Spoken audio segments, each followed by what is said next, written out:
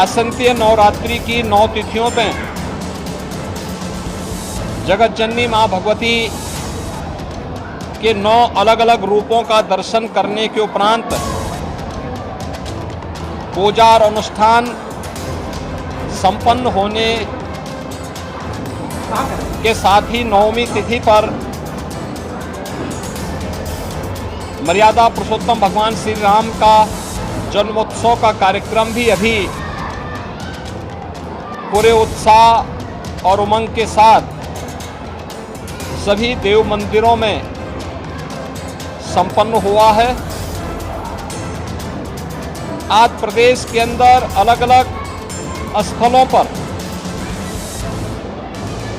अयोध्या में श्री राम जन्मोत्सव का कार्यक्रम पूरी भव्यता के साथ लाखों की संख्या में श्रद्धालुओं की उपस्थिति में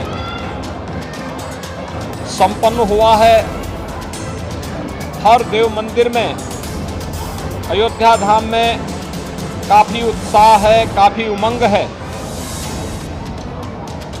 कल से लेकर के अब तक 15 लाख से अधिक श्रद्धालु अब तक अयोध्या धाम पे पहुंचा है।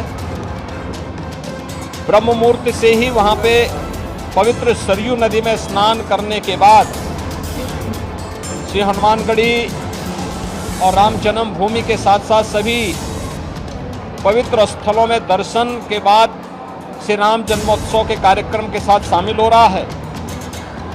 तो प्रदेश भर के सभी शक्ति पीठों में भी इस अवसर पर जगत जननी माँ भगवती के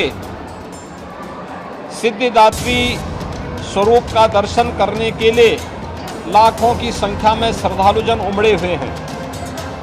राज्य सरकार ने एक और यह व्यवस्था सुनिश्चित की है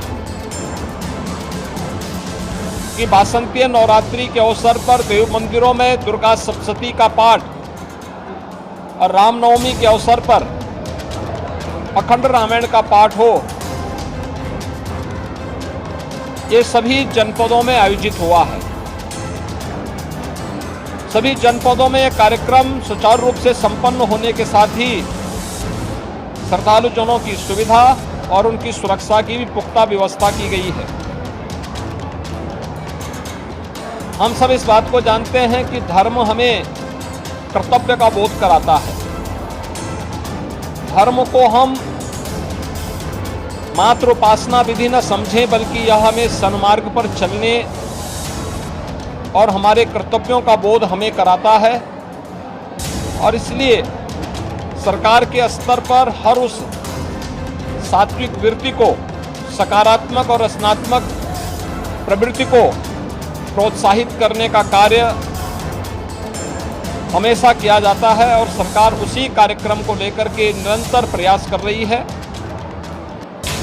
मुझे प्रसन्नता है कि नवरात्रि के कार्यक्रम पूरे प्रदेश भर में पूरे उत्साह और उमंग के साथ श्रद्धालु जनों ने इस पूरे कार्यक्रम में भागीदारी बनकर के देव मंदिरों में, शक्तिपीठों में दर्शन किया और श्री रामनवमी के आयोजन में अयोध्या धाम में भी लाखों की संख्या में श्रद्धालु जनों की उपस्थिति इस बात को प्रदर्शित करती है कि सात्विक और रचनात्मक प्रवृत्ति तेजी के साथ आगे बढ़ी है। धर्म को हम उपासना विधि मानने की भूल न करें। उपासना विधि किसी एक विशिष्ट पद्धति को लेकर के उसके प्रति आग्रही बनाता है। धर्म एक व्यापक अवधारणा है जो हमें कर्तव्य, सदाचार और नैतिक मूल्यों के साथ जोड़ते हुए सन्मार्ग पर चल करके एक रचनात्मक प्रवृत्ति की ओर अग्रसर करता है। हमें उस व्यापक धर्म को अंगीकार करना होगा जो हमें भेदभाव और किसी भी प्रकार की अव्यवस्था से मुक्त सबके कल्याण के भाव के साथ जोड़ने का कार्य करता है, जो भारतीय मनीषा का रहा है। G20 के देशों की अध्यक्षता करते हुए भारत ने थीम दुनिया को दिया है और दुनिया को दी जाने वाली ये थीम जो वसुधैव कुटुंबकम की है, यह उसी का उदाहरण है। आज रामनवमी के इस अवसर पर मैं सभी श्रद्धालुजनों को एक बार फिर से पूरे प्रदेश वासियों को हृदय से बधाई देता हूं।